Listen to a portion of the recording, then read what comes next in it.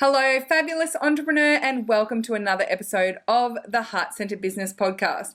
This is episode number 183. So all of the show notes and links to other resources can be found at tashcorbin.com/183. This episode, we're talking about how to get help in your business when funds might be a little low. So if you are thinking that you want to get more help in your business or hire your first team member, this is the podcast episode for you. Let's get into it.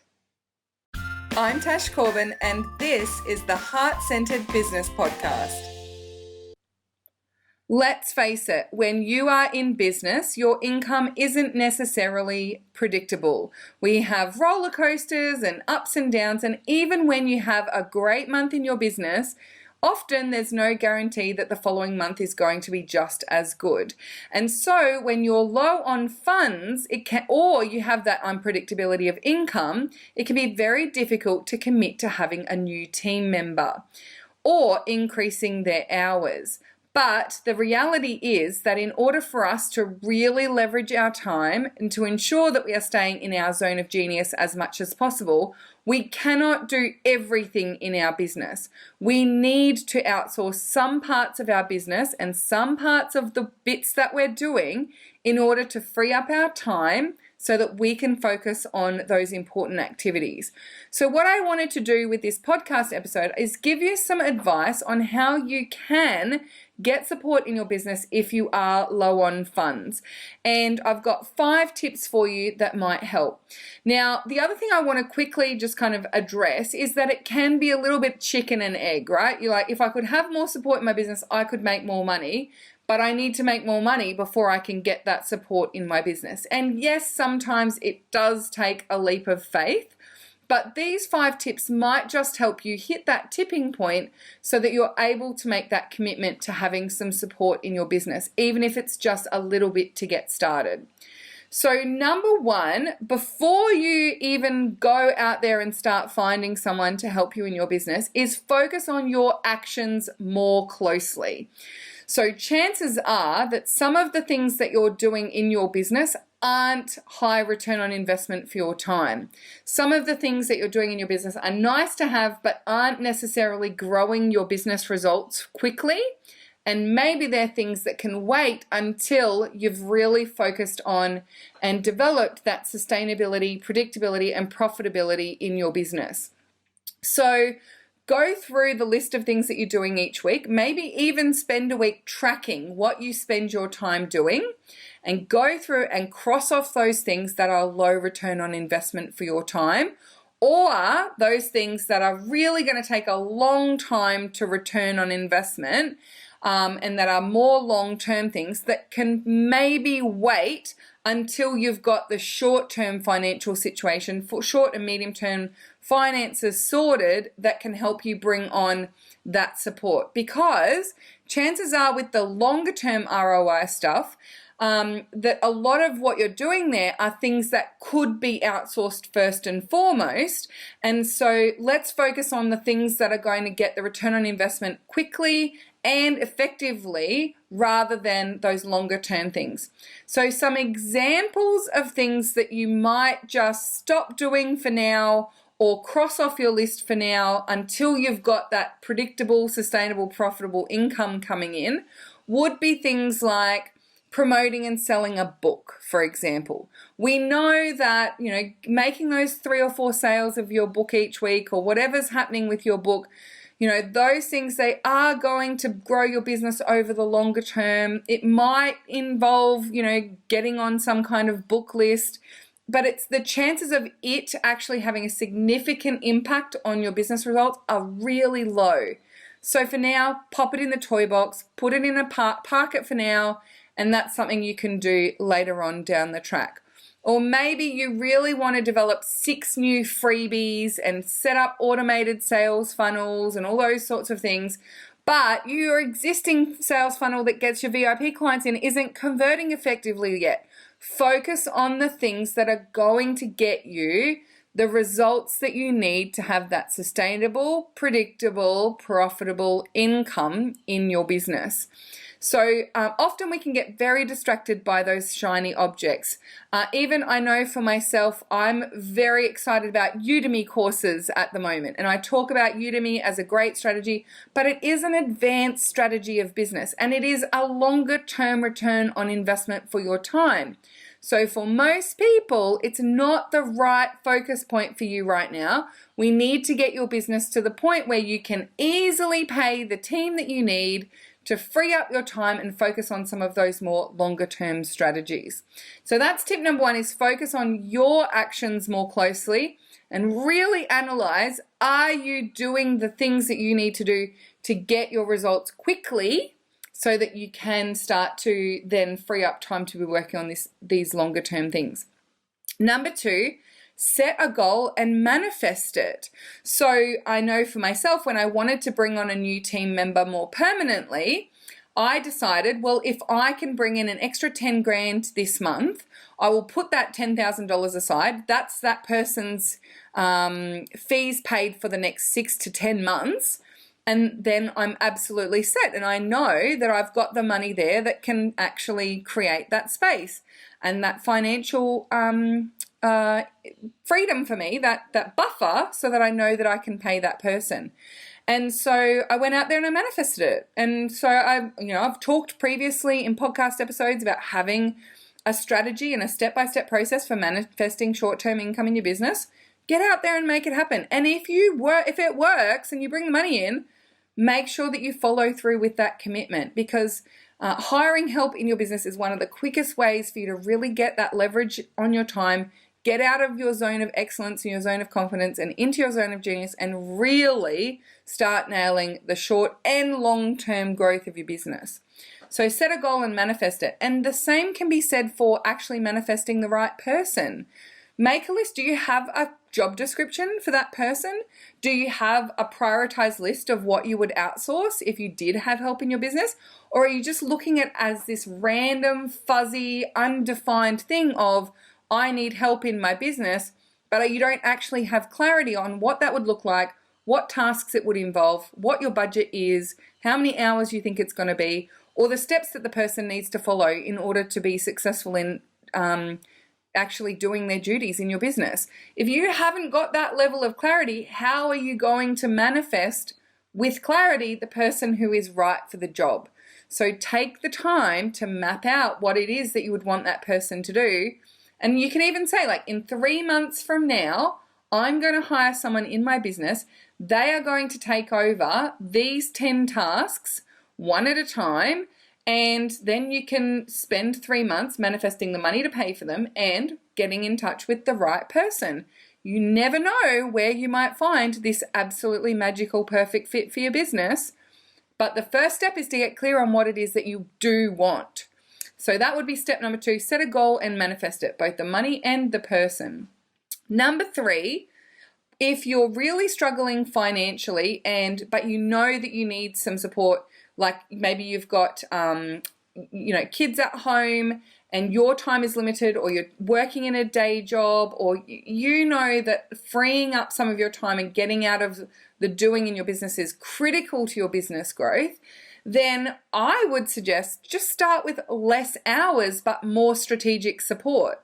So maybe when you do out that list of things that you want them to do, you can see, like, the first 2 things on the list, someone could do that in 3 hours a week. So why not start with someone at 3 hours a week? I see so often people go all or nothing with this type of stuff in their business. No, I need someone who's going to be available 20 hours a week and they're good at everything, and they basically take over all of the back end of my business all at once. Usually what happens when you set yourself up in that situation is that the person that you've handed all over to, you've given them too much all at once, they can't nail it all at once, and you spend a lot of time fixing gaps and identifying where that person isn't able to deliver. It's much easier to bring someone on for a smaller amount of hours per week, train them up, get that working like clockwork, and then add to the hours and the tasks that you need that person to complete for you. So rather than going in all or nothing and jumping in with both feet into an arrangement that may not be financially sustainable for you, that may actually end up in the person not being able to deliver effectively for you because you've given them too much responsibility all at once, why not start with something incremental? And there are plenty of assistants, team members, project-based peeps who would be willing to help you for a few hours a week at a very reasonable price, and you can grow your relationship working with them from there. I much prefer that model of working with people rather than let's jump straight into 20 hours a week and really struggling to get that 20 hours working well. Because if you bring someone in brand new for 20 hours a week, that's going to take 10 to 15 hours a week of your time to manage them and onboard them effectively, because for every hour of work they need to do, they need some time with you to hand it over to them. And so I would much rather see you start with something more strategic, less hours, even paying someone who maybe is a higher rate, a more advanced assistant, a more advanced specialist, but for fewer hours, often can end up being cheaper overall and can set you up with a really easy success for yourself as well. I know for myself that when I've hired in that specialist support at the higher rates, the work that that person does and the way that they are self-motivated and self-started and the improvements that they can see and they can recommend back to me rather than just doing the tasks I've given them, have more than given me the return on investment for the money that I've spent with them. And actually, the higher the rate I pay for support in my business, the better that support is and the more money I make. So don't be closed off to paying a higher hourly rate but working fewer hours with that person. You may just be very surprised at how effective that support is for your business and how much it really takes the pressure off you. Number 4 is you can do it in batches. So this is a strategy that Denise Duffield-Thomas uses. I know Marie Forleo has talked about this before. I've used this approach in my business before as well, probably not as well as I could have, and it's something I'm moving into, and that is to only hire someone for a limited period of time. So knowing that, for example, you're going to batch up 6 months of content, you'll record it all in advance, set yourself up with a few days recording, get it all together, get a very clear process for someone to follow, and hire them for a project to do it all in 1 week. And then you know exactly how much it's going to cost, you know exactly what the deadlines are, and it's got a start and end date, and it doesn't have to be an ongoing working relationship. So I know even like my partner, he does social media scheduling for people, and he's had clients now who have come to him and said, well, actually, I'd love for you to do the next 3 months of content scheduling all at once and get it all done now, rather than working with you once a month. I just want you to do 3 months at a time. And he can do that. There are people who will batch up and schedule up all of your podcasts for the entire year and have it all set up to drip feed out. That's totally doable as well. There are other things where you're limited. So like with the Facebook scheduler, on your page you can only schedule, I think it's 6 months in advance. So you're not going to be able to do a whole year's worth, but having someone in your business for 2 projects once a year, like, you know, 1 project in January and 1 project in July, may actually be a better working arrangement for you and them, and end up resulting in you spending less money and less time in hiring and managing people as well. So have a think about what you can set up into a batch or a project and just have a start and end date so you're not sending yourself into a crazy spiral of freak out. How am I going to be able to afford to pay this person every month? You just need to pay them once and then you've got the result that you need. And that also allows you to get very strategic about, well, what would I get someone to do that I could see it's going to free up a lot of my time and energy, and I can get very strategic about getting return on investment, not only from what they've done for me, but also what I'm going to do with the time that I've freed up as well. And then number 5, make outsourcing your new normal. Just take a leap and commit. As I said, it doesn't have to be an ongoing relationship. I'm not saying like sign up to pay someone $1,000 a month when you're not sure you're going to make enough money to be able to pay them. I think not paying your team is one of the jerkiest things you can do. So make sure that you are able to pay your team and set yourself up for success in that space. And if you don't have the predictability of income, then make other arrangements. Do it on a project basis instead, or just do a little bit. Yes, in your dream world, you might have someone in your team for 10 hours a week, but that's not doable right now. I'd much rather see you make a leap and commit to 3 hours a week and get started than to keep putting it off until you have absolute predictability and sustainability and you know that you can do it. 3 hours a week can be very affordable. It can be very cost effective. I know even for a good high level VA, you could be paying, say, $50 an hour. So if you got someone in for 3 hours a week, that's $150 a week. How many client sessions do you need to sell? How many VIP packages do you need to sell in a month to sustain $600 a month? It's probably one VIP package a month. Get to the point where you're selling at least 3 VIP packages a month and make that commitment and make that leap, because as I've said over and over again, big leaps in income come when you hit that tipping point and make that commitment to getting support in your business. And yes, it can be trial and error. Yes, you're going to hire someone who's not a good fit.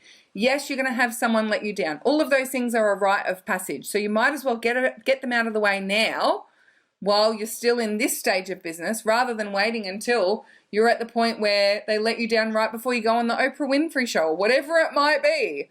So make that commitment, make that leap, but do it in a way that's safe for you. And if you need to do like I did, like manifest a big chunk of money and put it aside so that you know you can pay that person, then do it that way. So yeah, hopefully these 5 tips have helped you. I'll just quickly sum them up for you again, because I know we had some big and deep conversations there. So number 1, focus on your actions. What are you doing? Are you doing things that are growing your business quickly and getting in good income? Or are you distracting yourself with things that ultimately you're going to outsource anyway and that are going to take a long term to reap rewards? Then maybe you need to cross some of those things off your list and just focus on the important things right now. Number 2, set a goal and manifest it. Manifest the money that you need, manifest the person that you need. If you don't have clarity on what it is that you actually want, how are you going to get that coming in? Number 3, get less hours from someone but more strategic support. That might be a way to start small. Number 4, do it in batches, so hire people for projects rather than in an ongoing relationship. And number 5, make it your new normal, make the leap of faith, make that commitment, and just do it in a way that feels really safe for you. So I would love for us to continue this conversation. Hiring staff and outsourcing in businesses is one of the most deep and troubling conversations that happens for a lot of people. It's such a big topic. So if you've got any ahas or questions, use hashtag #podcastaha. Let me know you've been listening to episode number 183, and let's continue the conversation in the heart-centered, soul-driven entrepreneurs community. I also sometimes have people that I know who could be a great fit for your business. So if you are looking to hire, make sure that you come into the heart-centered community and let us know. Things work out way better when you hire from the Lady Posse. So make sure that you go and into the heart-centered community and let us know if you are looking for a magical unicorn fairy kind of person who can do A, B, and C. You never know. They may actually be in the Heart Center community and you have just manifested that person. You know how much I love hiring from within the Lady Posse, and I highly recommend that others do it as well. Now, also, I would recommend that you go and check out the show notes for this episode at tashcorbin.com/183, because there you can sign up to my 5-day fast money challenge and get out there and start manifesting the money so you can hire great support in your business. Sometimes it's just a matter of making that commitment, getting out there and manifesting the money, and making it work for your business. This is you committing to a business. You know, that hiring someone in your business, for a lot of people, the biggest block is actually mindset, because it's saying, I'm in this serious business now. I actually have a team member that I pay consistently. This is no longer dabbling or playing around. It's not just me involved here now. There are other people involved in this process. And sometimes the mindset wobbles that can create are enough to send you flying off crazy. So make sure that you check in with your mindset as well. And if you have any questions, you want to continue this conversation, the Heart-Centered community is a great place to do that. Thank you so much for joining me for this episode of the Heart-Centered Business Podcast. And until next time, beautiful lady, I cannot wait to see you shine. Would you like more tips, tools, and resources to help you grow your heart-centered business? Head to tashcorbin.com today.